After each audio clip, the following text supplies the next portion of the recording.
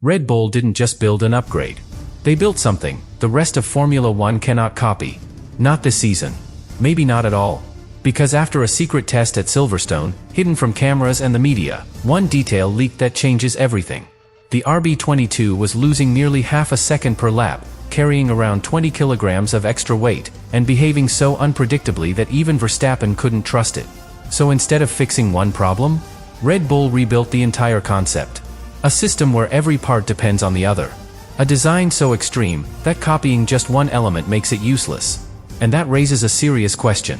Did Red Bull just create the biggest mid-season comeback? Or something so complex even they might not control it? It started with a contradiction. Because Red Bull was not trying to gain an advantage. They were trying to survive. 3 races, and the situation was already critical.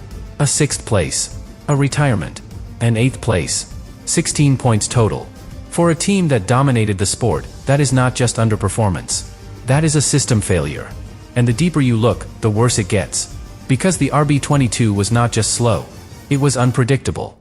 A car that changed behavior corner to corner. A car that even Verstappen could not fully read. And in Formula One, that is the worst possible scenario. Because speed can be found. Balance can be adjusted. But unpredictability destroys confidence. And without confidence, performance disappears. So Red Bull faced a choice. Follow the same path as everyone else? Or take a completely different risk? And they chose the second option. But here is where the story becomes more interesting. Because the root of the problem was not aerodynamic design alone. It was weight. Around 20 kilograms above the minimum. That single issue forced them into compromises no top team wants to make. Removing aerodynamic load. Simplifying key components. Sacrificing performance just to keep the car drivable. Which explains something most people missed. The RB22 we saw in the first races was not the real car. It was a restricted version. A limited version. A version held back by its own structure. And this is where the uncopyable part begins. Because instead of redesigning everything from scratch, Red Bull created a chain reaction solution. They did not fix one area. They connected all of them. Front wing adjustments to control airflow. Side pod changes to manage cooling and turbulence. Internal weight redistribution to recover balance. And most importantly, a completely reworked floor. Not visible. Not easy to understand. But absolutely critical. Because in modern Formula One, the floor is where performance is created. And Red Bull did not just improve it. They redefined how it interacts with the rest of the car. And this is why other teams cannot copy it. Because it is not a part. It is a system. Remove one element, the rest stops working. Copy one idea, without the structure, it fails. And that makes this upgrade incredibly powerful. But also incredibly fragile. Because everything depends on everything else. Which leads to a dangerous reality. If one piece is slightly off, the entire concept loses efficiency. And that is exactly what happened at the start of the season. But now, at Silverstone, for the first time, that system started to come together. And Verstappen felt it. Not as speed. Not yet. But as control. As predictability. As a car that finally begins to make sense. And that is the first step before performance returns. But there is still one problem. A massive one. Because Silverstone is controlled. Miami is not. And what works in isolation does not always survive under pressure. Which means everything we have seen so far is only the beginning. Because the real test? The one that decides if this uncopyable system is genius or a complete miscalculation is still coming. Because Miami is where complexity meets reality. No more isolation. No more controlled laps. No more perfect conditions. Just heat, pressure, and consequences. And that is exactly where Red Bull's idea becomes either brilliant or dangerous. Because what they have built is not stable by default. It only works when everything aligns. Airflow must be perfect. Cooling must be balanced. Weight distribution must be precise. If one element drifts even slightly, the entire system starts to fall apart. And this is not theory. We have already seen it. Japan. A race where the car was not just lacking pace. It was vulnerable. A cooling issue forced Verstappen to back off. Not because he wanted to. Because he had to. And that reveals something critical. This car operates very close to its limit. Closer than most teams would ever accept. But that is also where the potential comes from. Because when a system like this works, it does not just improve performance. It amplifies it. Every aerodynamic gain becomes more effective. Every kilogram removed becomes more valuable. Every small adjustment creates a bigger result. That is the hidden advantage. Not just speed, efficiency. But here is the risk. Because high-efficiency systems are less forgiving. They do not tolerate mistakes. They do not absorb instability. They expose it. Which means Miami will not just test performance. It will test tolerance. How much instability this new concept can handle before it breaks again. And this is where Verstappen becomes the key. Because in a normal car, the driver extracts performance. In this car, the driver stabilizes it. He becomes part of the system, adjusting inputs, managing balance, feeling changes before the data even registers them. And that is something no other team can replicate. Because no other team has built a car that depends this much on driver sensitivity. Which makes this situation even more extreme. Because if Verstappen finds the window, if he locks into that narrow range where everything works, then Red Bull gains something extraordinary. A performance level that looks almost untouchable. But if he misses it, even slightly, the same car becomes unpredictable again. And that is the line they are walking right now. A very thin line between dominance and instability.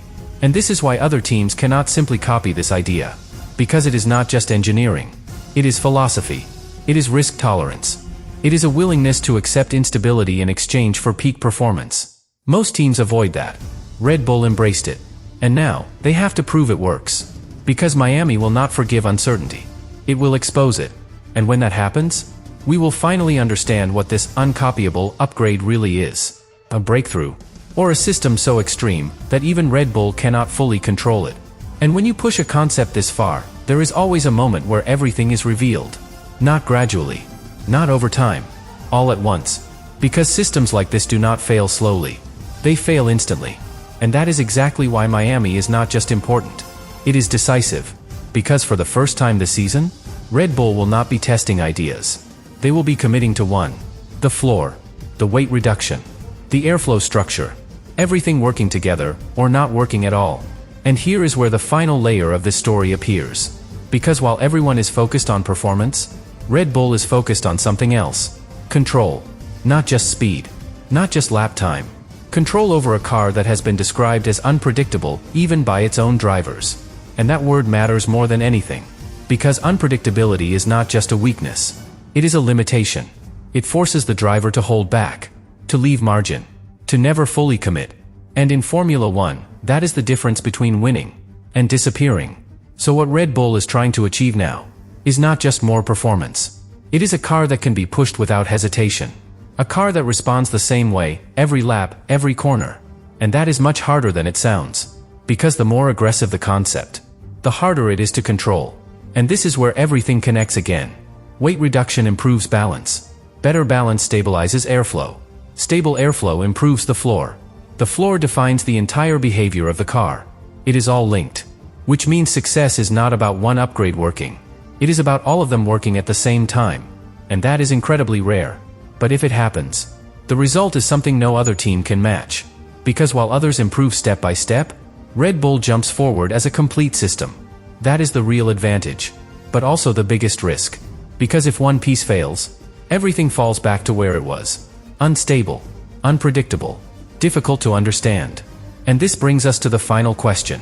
The one everything has been building toward. Because we have seen the secret test. We have seen the hidden changes. We have seen Verstappen feel something different.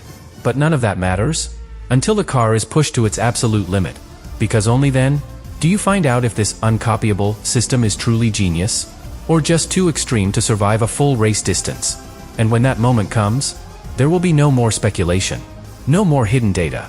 No more controlled conditions. Just the truth. Either Red Bull has created something that changes the season completely, or they have built a car that only works under perfect conditions. And in Formula 1, perfect conditions never last. And that is exactly why this moment feels different. Because Red Bull is no longer experimenting. They are exposed. Every decision they made, every risk they took, now leads to one outcome. And there is no middle ground. Because a concept like this does not give you small gains. It gives you everything, or nothing. And here is the part most people still underestimate. This is not just about catching up. This is about redefining the car mid-season. A move that almost no team attempts, because the risk is too high. But Red Bull had no choice. Because staying on the original path was not an option anymore. The car was too compromised. Too heavy. Too inconsistent. Too difficult to trust. So instead of evolving, they reset. Quietly, secretly, and aggressively. And now, everything depends on whether that reset actually worked. Because if it did, what we are about to see is not a normal improvement. It is a jump. A sudden shift in performance that changes the balance of the entire grid.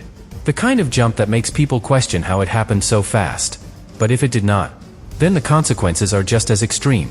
Because when you commit to a concept this complex, you cannot easily go back. You are locked into it. And that means every race becomes harder. Every upgrade becomes more complicated. Every mistake becomes more expensive. And that is the real danger. Not just losing performance, but losing direction. And in Formula One, direction is everything. Because once a team starts doubting its own concept, progress slows down. Decisions become uncertain. Development loses clarity. And suddenly, you are not fighting for wins anymore. You are trying to understand your own car. And that is exactly where Red Bull was before Silverstone. Now the question is, did they escape that situation? Or are they still inside it, just at a different level?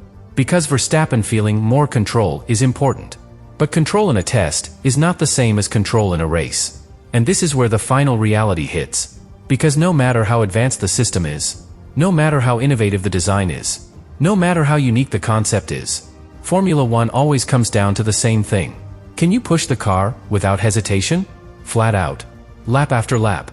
Under pressure. With no margin. And if the answer is yes, then Red Bull has built something truly extraordinary.